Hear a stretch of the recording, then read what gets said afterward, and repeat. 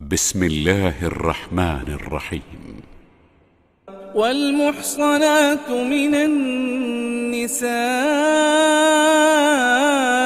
إلا ما ملكت أيمانكم كتاب الله عليكم، وأحل لكم ما وراء ذلكم أن تبتغوا بأموالكم محصنين غير مسافحين، فما استمتعتم به منهن فآتوهن أجورهن فريضة، ولا جناح عليكم فيما تراضيتم به من بعد الفريضة، إن الله كان عليما حكيما. ومن لم يستطع منكم طولا أن ينكح المحصنات المؤمنات فمما ملكت أيمانكم من فتياتكم المؤمنات،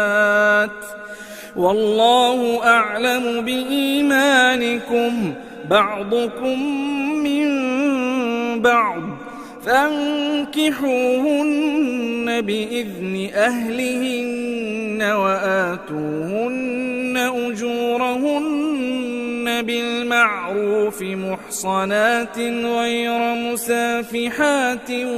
ولا متخذات أخدان،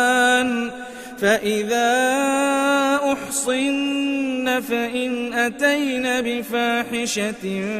فعليهن نصف ما على المحصنات من العذاب، ذلك لمن خشي العنة منكم، وأن تصبروا خير لكم، والله غفور رحيم. يريد الله ليبين لكم ويهديكم سنن الذين من قبلكم ويتوب عليكم، والله عليم حكيم. والله يريد أن يتوب عليكم ويريد الذين يتبعون الشهوات أن تميلوا ميلا عظيما. يريد الله أن يخفف عنكم، وخلق الإنسان ضعيفا. يا أيها الذين آمنوا لا تأكلوا أموالكم بينكم بالباطل إلا أن تكون تجارة عن تراض منكم، ولا تقتلوا أنفسكم، إن الله كان بكم رحيما. ومن يفعل ذلك عدوانا وظلما فسوف نصليه نارا، وكان ذلك على الله يسيرا. إن تجتنبوا كبائر ما تنهون عنه نكفر عنكم سيئاتكم وندخلكم مدخلا كريما. ولا تتمنوا ما فضل الله به بعضكم على بعض، للرجال نصيب مما اكتسبوا وللنساء نصيب مما اكتسبن، واسألوا الله من فضله، إن الله كان بكل شيء عليما. ولكل جعلنا موالي مما ترك الوالدين الوالدان والأقربون والذين عقدت أيمانكم فآتوهم نصيبهم إن الله كان على كل شيء شهيدا. الرجال قوامون على النساء بما فضل الله بعضهم على بعض وبما أنفقوا من أموالهم فالصالحات قانتات حافظات للغيب بما حفظ الله واللاتي تخافون نشوزهن فعظوهن واهجروهن في المضاجع واضربوهن فإن أطعنكم فلا تبغوا عليهن سبيلا إن الله كان عليا كبيرا. وإن خفتم شقاق بينهما فابعثوا حكما من أهله وحكما من أهلها إن يريدا إصلاحا يوفق الله بينهما إن الله كان عليما خبيرا. واعبدوا الله ولا تشركوا به شيئا وبالوالدين إحسانا وبذي القربى واليتامى والمساكين والجار ذي القربى والجار الجنب والصاحب بالجنب وابن السبيل وما ملكت أيمانكم إن الله لا يحب من كان مختالا فخورا. الذين يبخلون ويأمرون الناس بالبخل ويكتمون ما آتاهم الله من فضله وأعتدنا للكافرين عذابا مهينا. والذين ينفقون أموالهم رئاء الناس ولا يؤمنون بالله ولا باليوم الآخر ومن يكن الشيطان له قرينا فساء قرينا. وماذا عليهم لو آمنوا بالله واليوم الآخر وأنفقوا مما رزقهم الله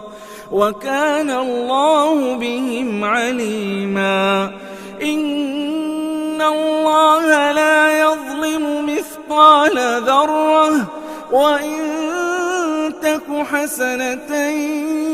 يضاعفها ويؤت من لدنه أجرا عظيما. فكيف إذا جئنا من كل أمة بشهيد وجئنا بك على هؤلاء شهيدا. يومئذ يود الذين كفروا وعصوا الرسول لو تسوى بهم الأرض ولا يكتمون الله حديثا. يا أيها الذين آمنوا لا تقربوا الصلاة وأنتم سكارى حتى تعلموا ما تقولون ولا جنبا إلا عابري سبيل حتى تغتسلوا وإن كنتم مرضى أو على سفر أو جاء أحد منكم من الغائط أو لامستم لامستم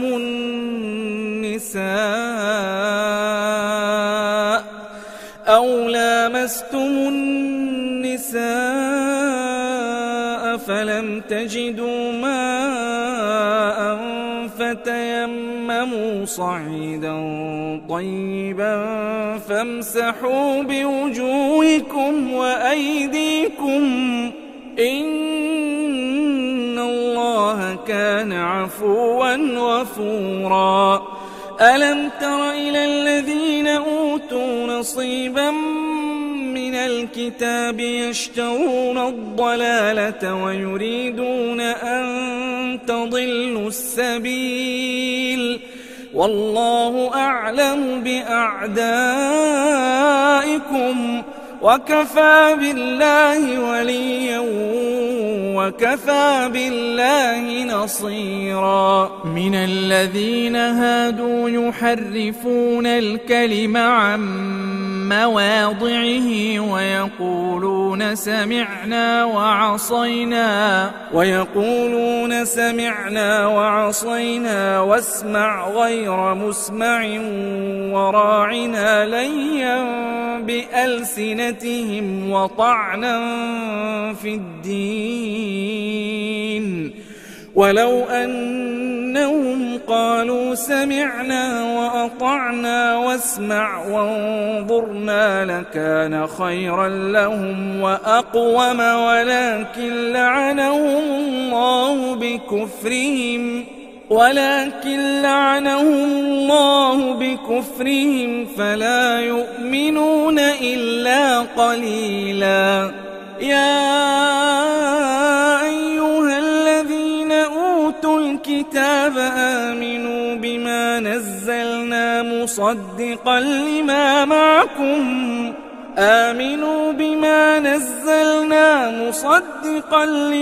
معكم من قبل أن نطمس وجوها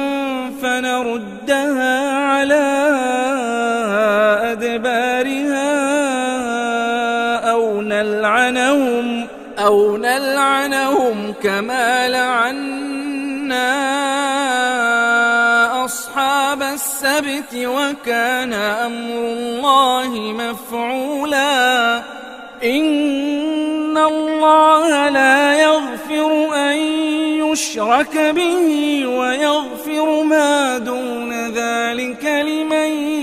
يشاء ومن يشرك بالله فقد افترى إثما عظيما. ألم تر إلى الذين يزكون أنفسهم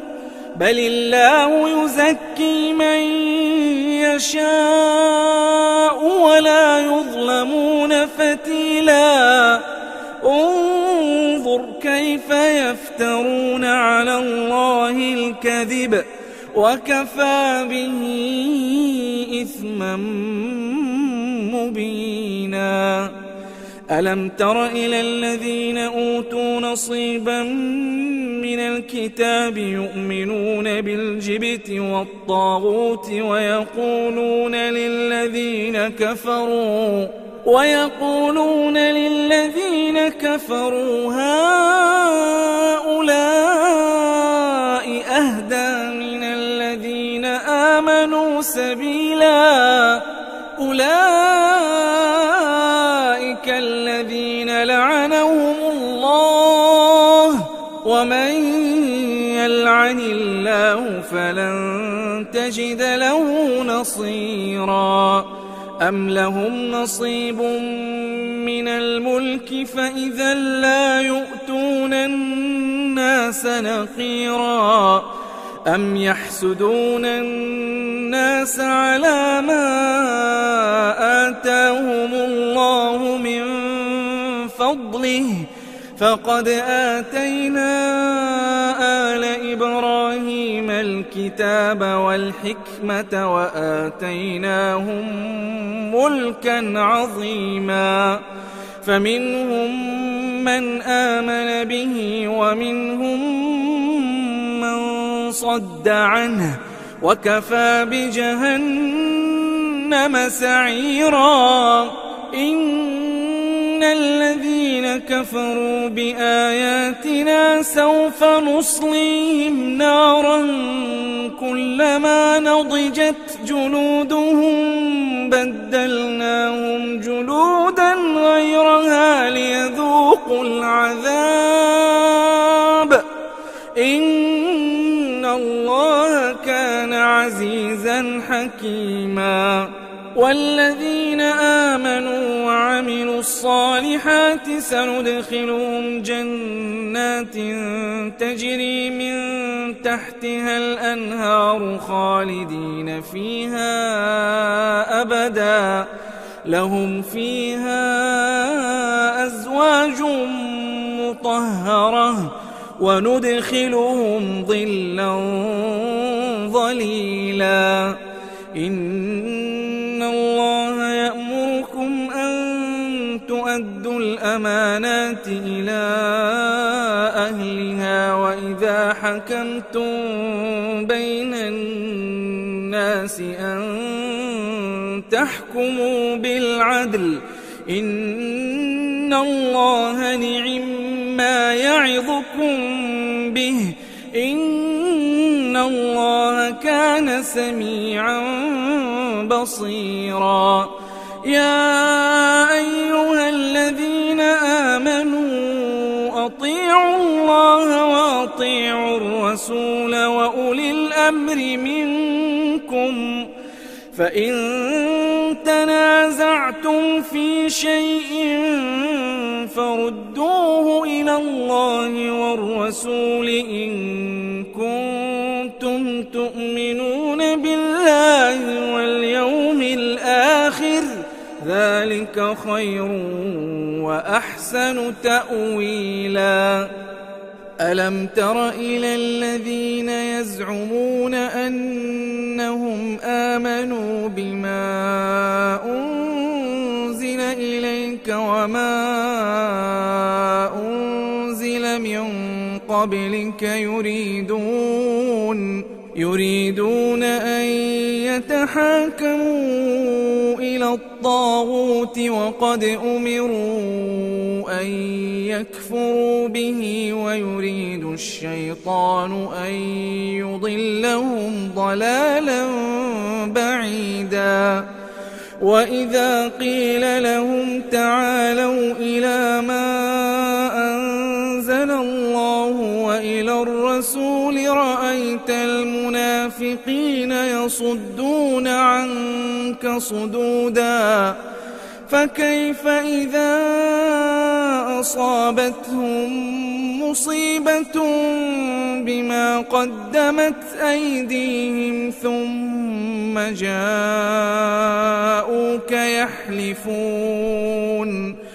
ثم جاءوك يحلفون بالله إن أردنا إلا إحسانا وتوفيقا أولئك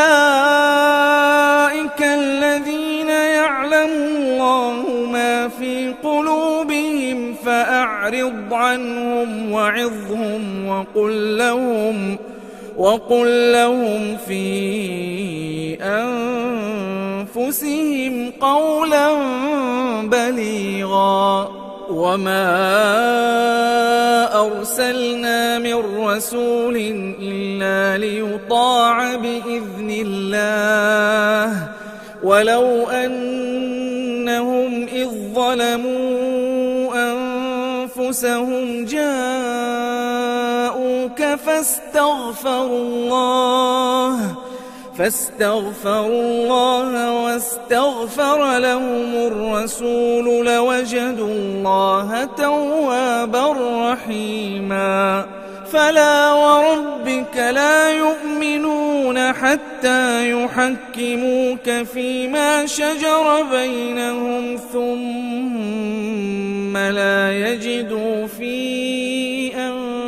أنفسهم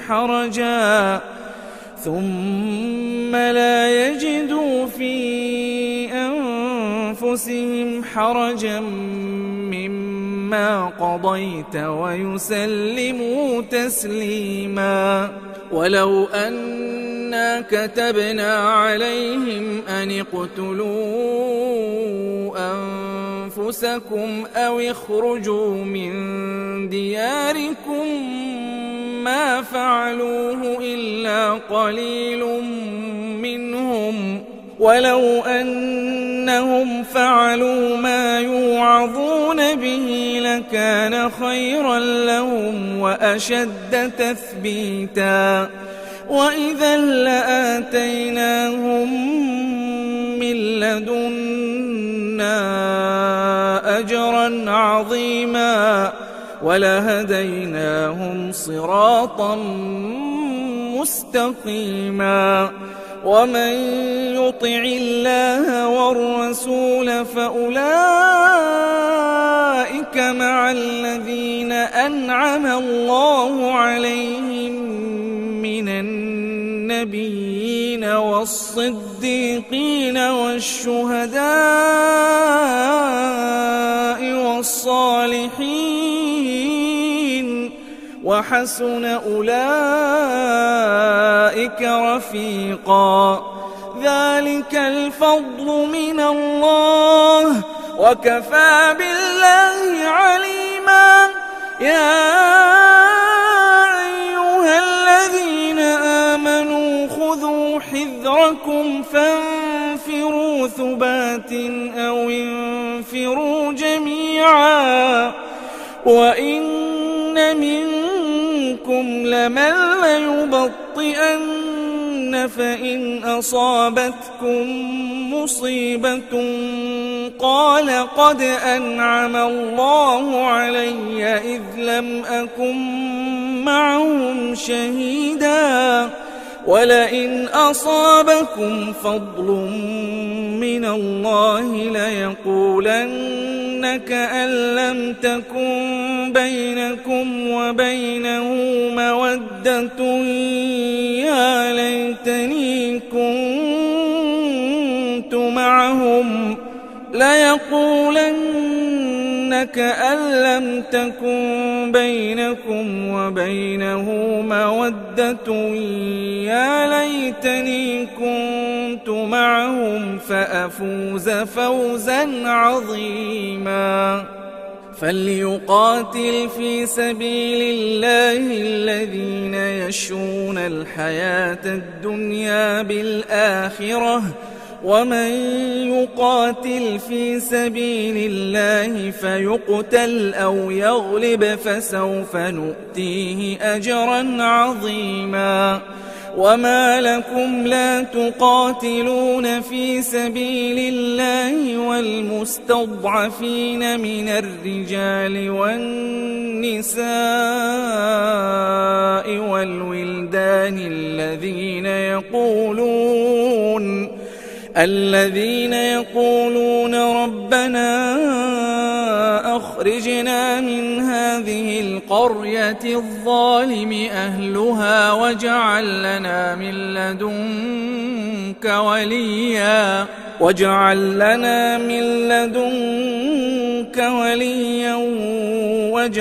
لنا من لدنك نصيرا.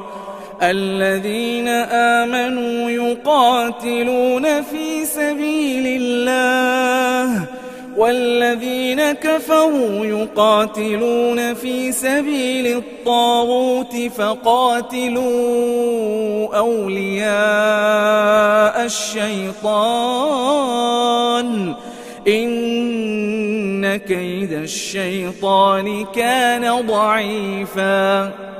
ألم تر إلى الذين قيل لهم كفوا أيديكم وأقيموا الصلاة وآتوا الزكاة فلما كتب عليهم القتال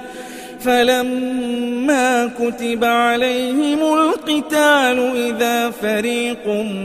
منهم يخشون الناس كخشية الله أو أشد خشية وقالوا ربنا لم كتبت علينا القتال لولا أخرتنا إلى أجل قريب قل متاع الدنيا قليل والآخرة خير لمن اتقى ولا تظلمون فتيلا أينما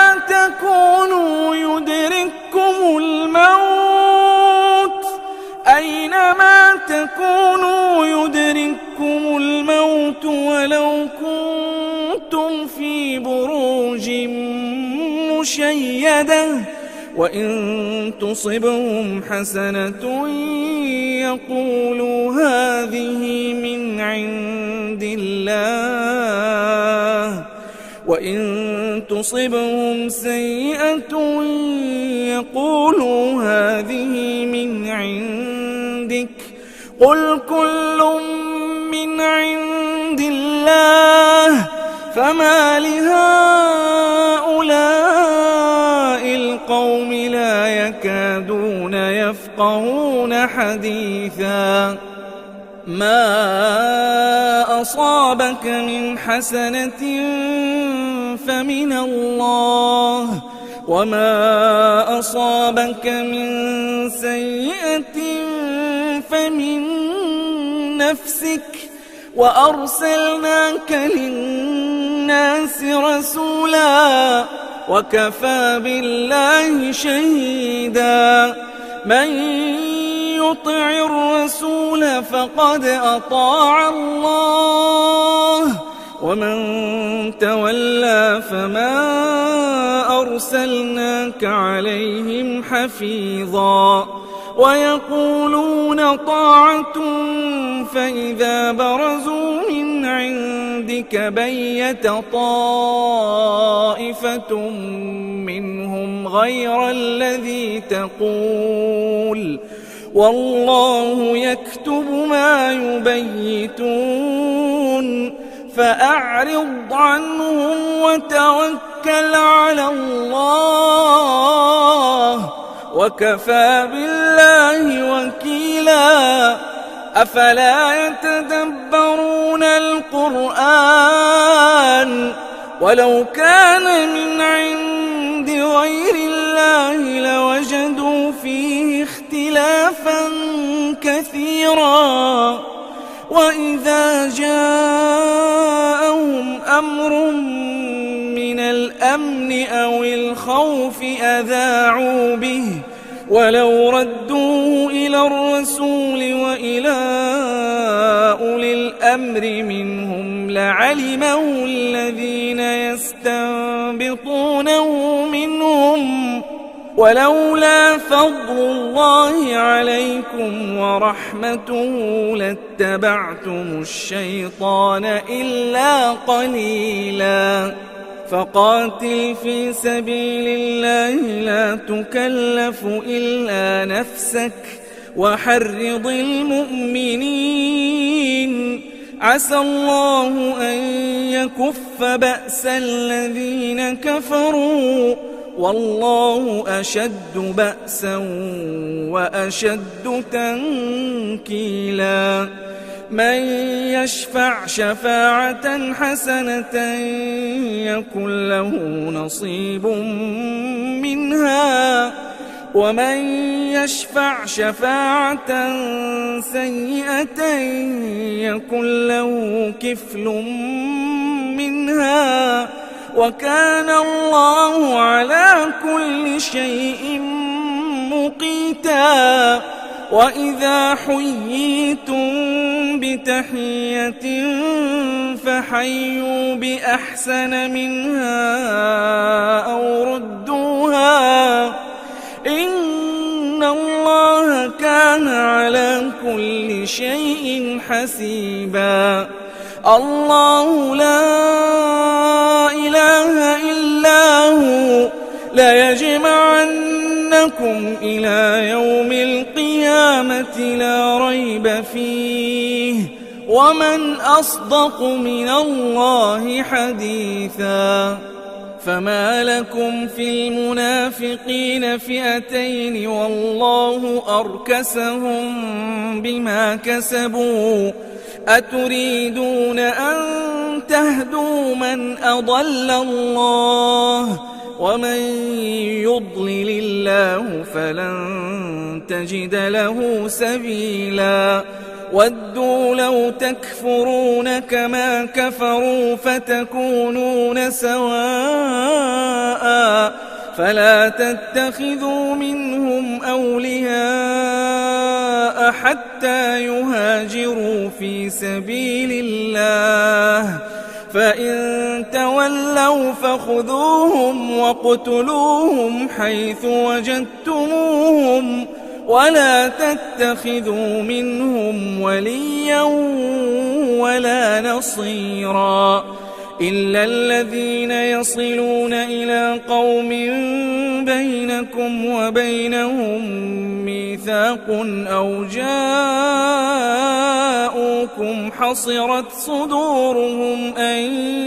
يقاتلوكم أو يقاتلوا قومهم ولو شاء الله لسلطهم عليكم فلقاتلوكم فإن اعتزلوكم فلم يقاتلوكم وألقوا إليكم السلم فما جعل الله لكم عليهم سبيلا ستجدون آخرين يريدون أن يأمنوكم ويأمنوا قومهم كلما ردوا إلى الفتنة أركسوا فيها فإن لم يعتزلوكم ويلقوا إليكم السلم ويكفوا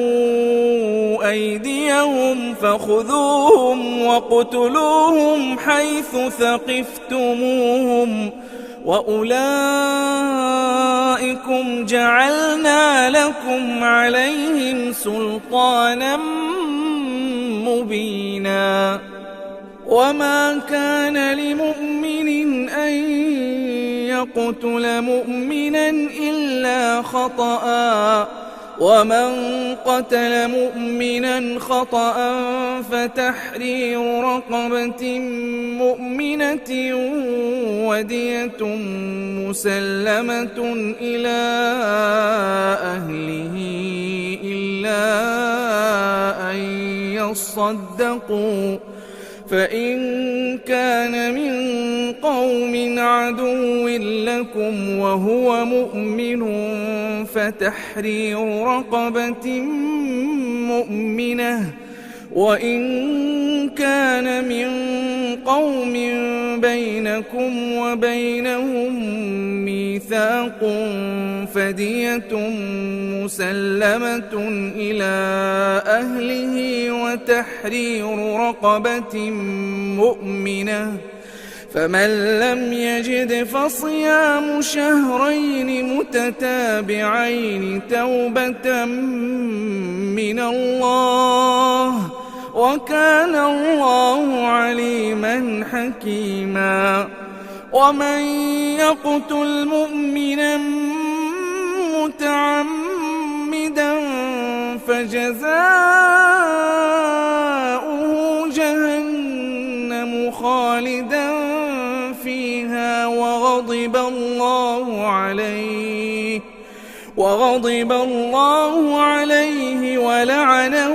وأعد له عذابا عظيما يا أيها الذين آمنوا إذا ضربتم في سبيل الله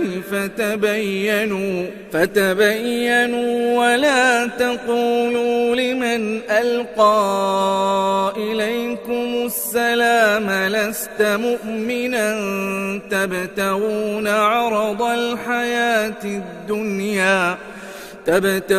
عرض الحياة الدنيا فعند الله مغانم كثيرة كذلك كنتم من قبل فمن الله عليكم فتبينوا إن الله كان بما تعملون خبيرا. لا يستوي القاعدون من المؤمنين غير أولي الضرر والمجاهدون في سبيل الله بأموالهم وأنفسهم. فضل الله المجاهدين بأموالهم وأنفسهم على القاعدين درجة وكلا وعد الله الحسنى. وفضل الله المجاهدين على القاعدين أجرا عظيما درجات منه ومغفرة ورحمة وكان الله غفورا رحيما. إن الذين توفاهم الملائكة ظالمي أنفسهم قالوا فيم كنتم قالوا كنا مستضعفين في الأرض قالوا ألم تكن أرض الله واسعة فتهاجروا فيها فأولئك مأواهم جهنم وساءت مصيرا. إلا المستضعفين من الرجال والنساء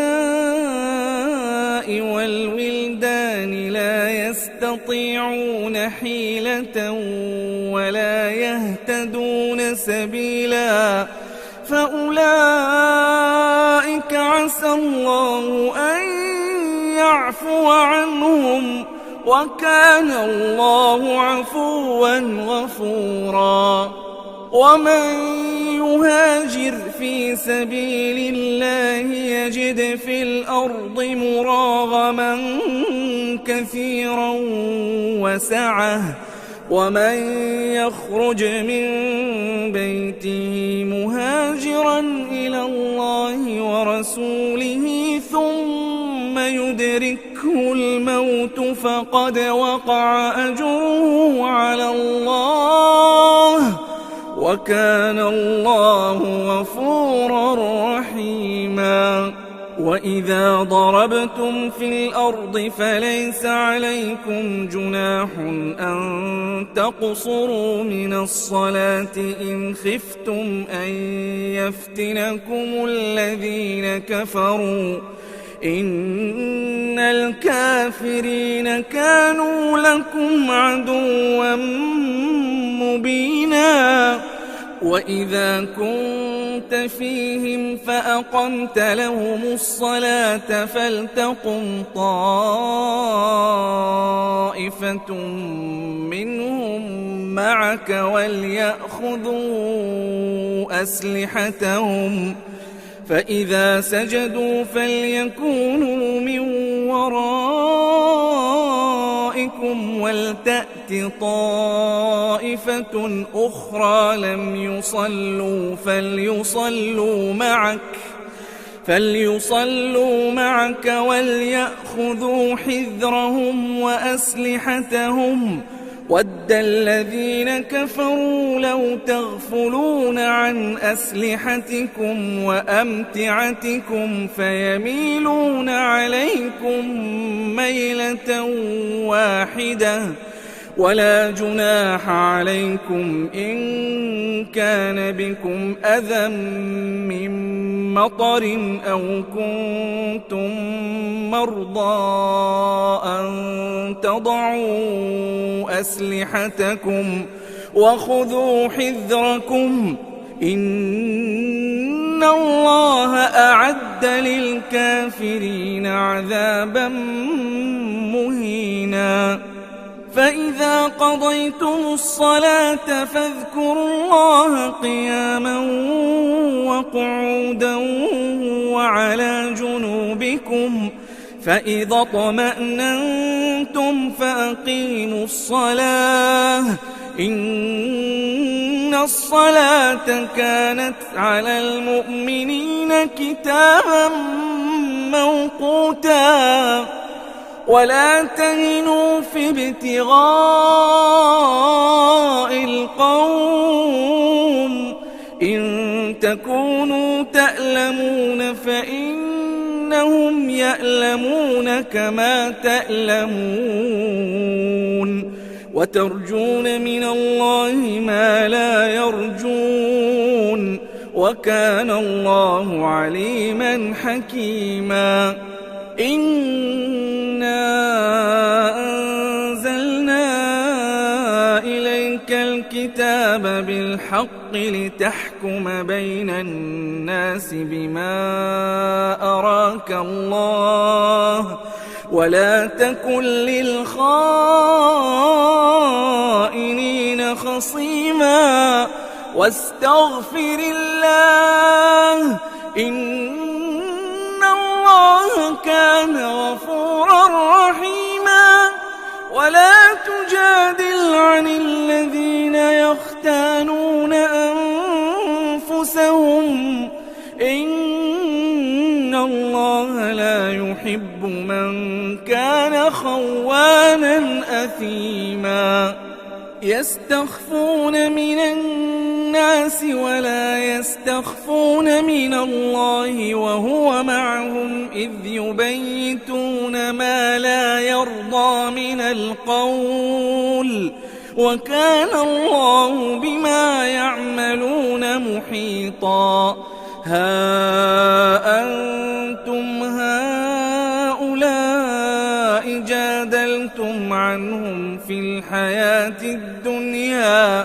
جادلتم عنهم في الحياة الدنيا فمن يجادل الله عنهم يوم القيامة أم من يكون عليهم وكيلا ومن يعمل سوءا أو يظلم نفسه ثم يستغفر الله يجد الله غفورا رحيما ومن يكسب إثما فإنما يكسبه على نفسه وكان الله عليما حكيما ومن يكسب خطيئة أو إثما ثم يرم به بريئا فقد احتمل بهتانا وإثما مبينا ولولا فضل الله عليك ورحمته لهم طائفة منهم أن يضلوك وما يضلون إلا أنفسهم وما يضرونك من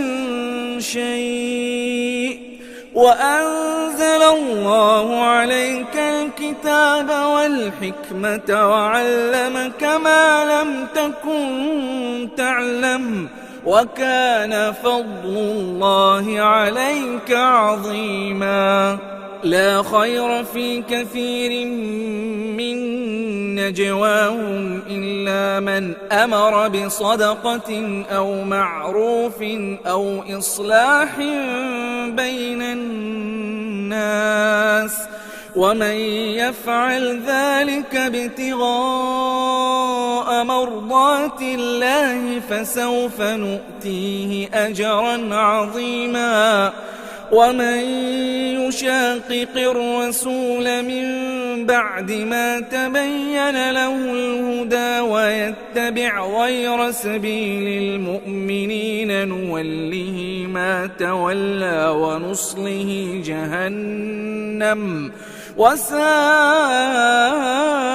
مصيرا إن الله لا يغفر أن يشرك به ويغفر ما دون ذلك لمن يشاء ومن يشرك بالله فقد ضل ضلالا بعيدا إن يدعون من دونه إلا إناثا وإن يدعون إلا شيطانا مريدا لعنه الله وقال لأتخذن من عبادك نصيبا مفروضا ولأضلنهم ولأمنينهم ولآمرنهم فليبتكن آذان الأنعام ولآمرنهم فليغيرن خلق الله ومن يتخذ الشيطان وليا من دون الله فقد خسر خسرانا مبينا يعدهم ويمنيهم وما يعدهم الشيطان إلا غرورا أولئك مأواهم جهنم ولا يجدون عنها محيصا والذين آمنوا وعملوا الصالحات سندخلهم جنات تجري من تحتها الأنهار خالدين فيها أبدا وعد الله حقا ومن أصدق من الله قيلا ليس بأمانيكم ولا أماني أهل الكتاب من يعمل سوءا يجز به ولا يجد له من دون الله وليا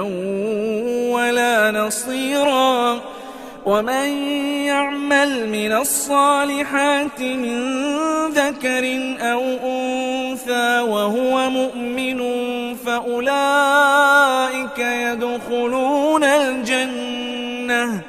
فأولئك يدخلون الجنة ولا يظلمون نقيرا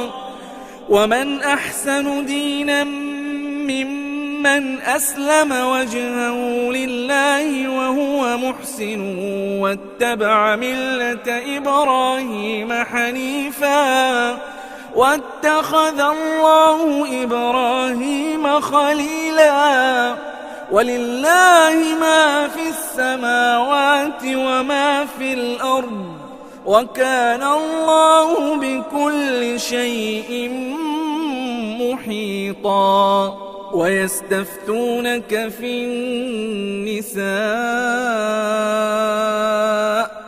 قل الله يفتيكم فيهن وما يتلى عليكم في الكتاب في يتامى النساء اللاتي لا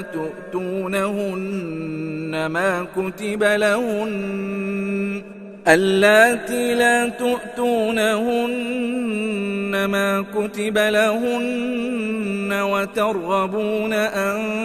تنكحوهن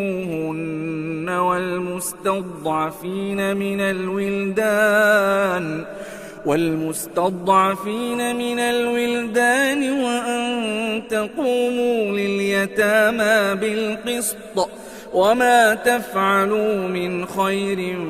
فإن الله كان به عليما وإن امرأة خافت من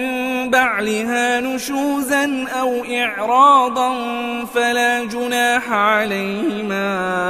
أن يصلحا بينهما صلحا والصلح خير وأحضرت الأنفس الشح وإن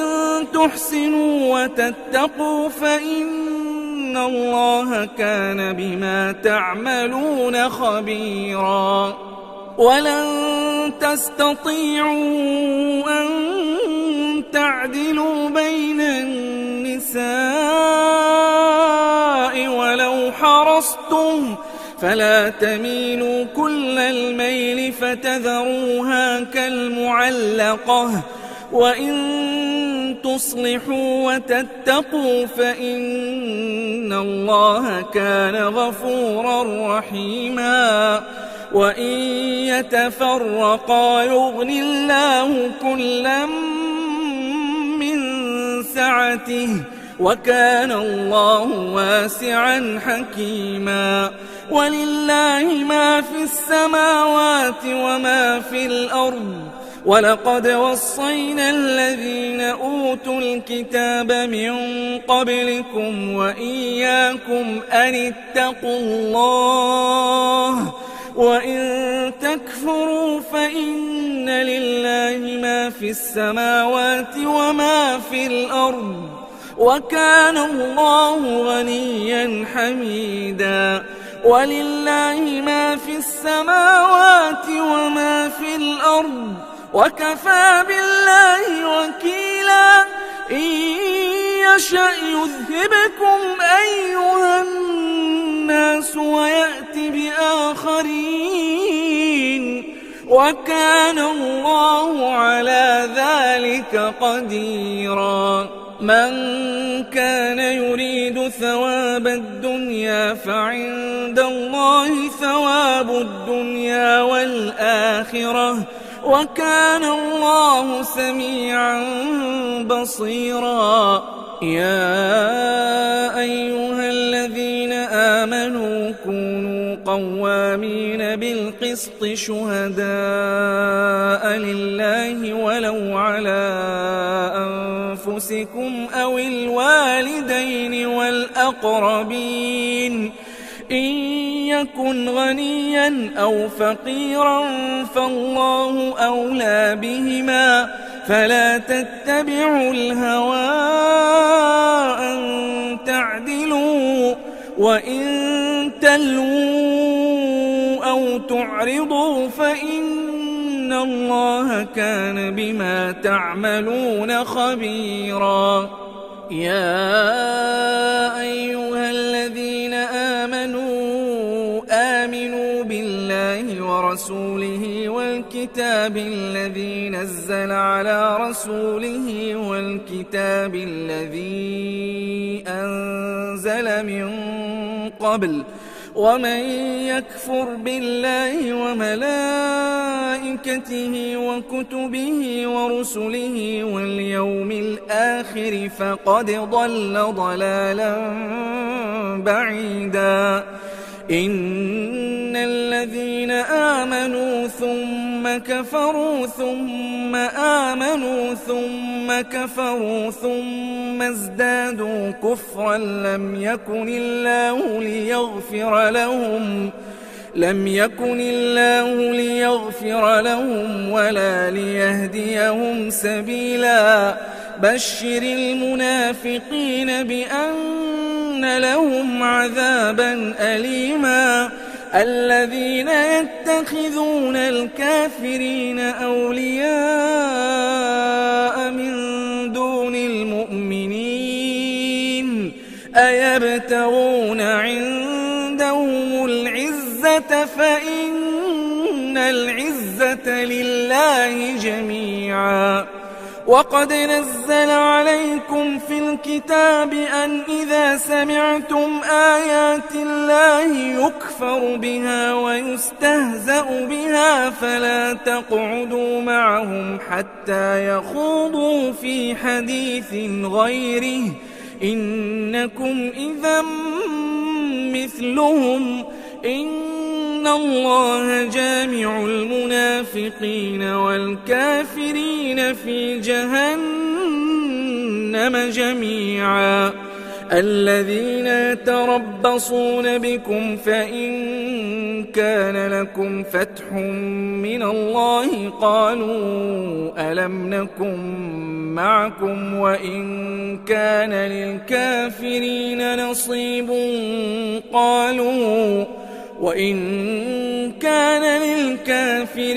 نصيب قالوا ألم نستحوذ عليكم ونمنعكم من المؤمنين فالله يحكم بينكم يوم القيامة ولن يجعل الله للكافرين على المؤمنين سبيلا إن المنافقين يخادعون الله وهو خادعهم وإذا قاموا إلى الصلاة قاموا كسالى يراءون